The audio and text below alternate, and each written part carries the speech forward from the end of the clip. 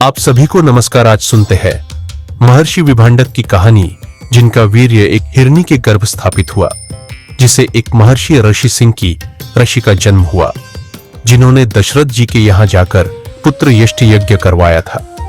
एक बार महान ऋषि लोमश ने राजा युधिष्ठिर को महान ऋषि सिंह की कथा बताते हुए कहा कि सिंह की ऋषि का जन्म एक हिरनी के गर्भ से हुआ था और उनके पिता कश्यप मुनि के पुत्र महर्षि विभांडक थे। इतनी रोचक बात सुनकर युधिष्ठिर ने महर्षि लोमश से पूछा, गुरुदेव, एक मनुष्य योनि का जीव एक पशु योनि से संसर्ग कैसे कर सकता है? यह न ही धर्म संबद्ध है, न ही व्यवहार संबद्ध है। इस संसर्ग से बच्चे के प्रति कैसे हो सकती है?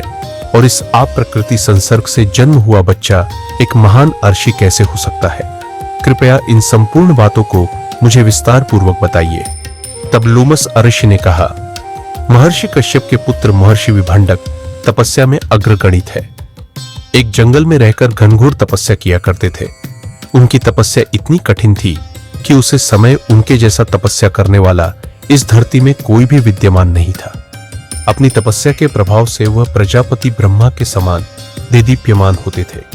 उन्होंने अपने वीर्य को अमोघ रखते हुए इस तपस्या को प्रारंभ किया था और उसे लगातार बनाए रखा था।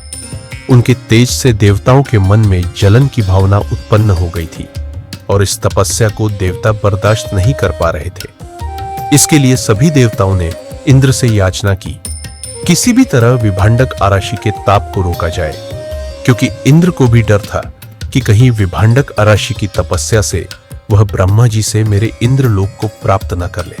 जिसके लिए इंद्र ने महर्षि विभांडक की तपस्या भंग करने के लिए अपने इंद्र की अप्सरा, जो कि इंद्र की श्रेष्ठ अप्सरा थी, जिसका नाम उर्वशी था, जिसे इंद्र ने महर्षि विभांडक का तपस्या भंग करने के लिए उसे जंगल पर भेजा, जहां विभांडक ऋषि तपस्या कर रहे थे। महर्षि विभांडक तपस्या में लीन थे। उनकी साधना को देखते हुए उर्वशी ने बड़े प्यार से नृत्य के साथ साथ मधुर संगीत भी चालू कर दिया और कुछ समय पश्चात ऋषि सरोवर में स्नान करने गए। ऋषि को सरोवर में स्नान करता देख उर्वशी वहां नृत्य प्रारंभ कर दी और उर्वशी उस समय अपने हाव भाव से कामदेव को भी लज्जित कर सकती थी। उर्वशी के हाव भाव को देखकर विभांडक ऋषि के मन में कुछ समय के लिए काम भावना का उदय हुआ, जिसके कारण सरोवर में विभांडक ऋषि का वीर्य स्खलन हो गया, जिससे महर्षि विभांडक का तपस्या भंग हो गया। यह सब चीज देख उर्वशी वहां से इंद्रलोक चली जाती है। लेकिन ठीक उसी समय पर जो कि एक हिरनी आई जो बहुत प्यासी थी, उसने सरोवर में से पानी पीना प्रारंभ किया। पानी में सम्मिलित हुआ वह विभांडक अराशी का वीर्य उसके पेट में चला गया, जिसे अराशी के तेज के कारण वो हिरनी गर्भ धारण कर लेती है, जो कि कालांतर में एक बच्चे को जन्म देती है, जो कि हिरनी से पैदा हुआ था, जिसके कारण उसके बच्चे के सिर में एक सींग था, जिसके कारण उसका नाम सिंगी रखा गया। यह बच्चा आगे चलकर महान अर्षि हुए, जिसे सिंह की अराशी कहा गया। इतना सभी चीज सुनने के बाद महात्मा युधिष्ठिर अपने गुरु लोमश ऋषि को पूछते हैं कि कोई महर्षि जी पानी के साथ कोई वीर्य पी लेता है तो वो गर्भ धारण कैसे कर सकता है? ये तो अप्राकृतिक है। तब ऋषि लोमश बातें हैं कि वह हिरनी कोई आम हिरनी नहीं थी। वह अपने पूर्व जन्म में एक देव कन्या थी। उसे श्राप मिला था कि वह देव कन्या से पशु रूप में अवतरित हो जाएगी। ब्रह्मा जी ने उनके उसके साथ की मुक्ति का उपाय बताया था कि जब विभांडक आर्षि का वीर्य अपने में धारण करेंगी, तब वह इस श्राप से मुक्त हो जाएगी, फिर वह देव कन्या में परिवर्तित हो जाएगी। महर्षि लोमश कहते हैं कि ब्रह्मा जी की बात कभी भी झूठी नहीं होती। उनके द्वारा के हुई बात कभी कभी आप प्रकृति रूप से भी सही हो जाती है, जिसे हम सामान्य मनुष्य हम अपनी मेघा से समझ नहीं सकते हैं।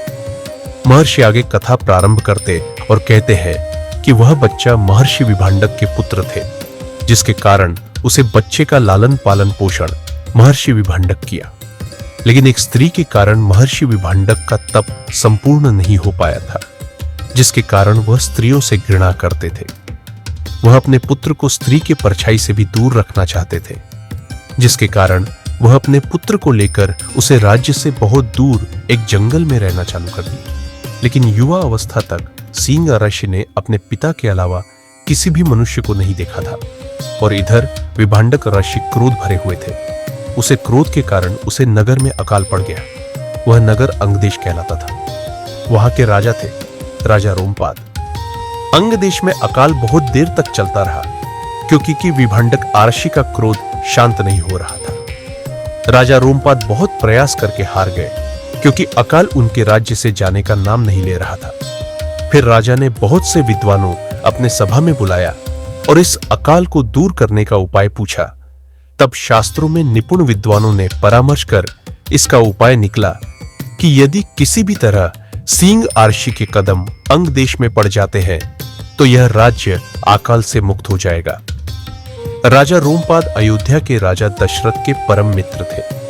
कहा जाता है कि राजा दशरथ और रोमपाद गुरु वशिष्ठ के गुरुकुल में शिक्षा प्रदान किए थे। राजा रोमपाद की शादी बहुत समय पश्चात भी एक भी संतान की प्राप्ति नहीं हुआ था, तो राजा दशरथ के द्वारा राजा रोमपाद को वचन दिया गया था कि मेरे विवाह होने के पश्चात मेरे द्वारा जो भी पहले संतान प्राप्त होगा उसको मेरे द्वारा आपको दान कर दिया जाएगा।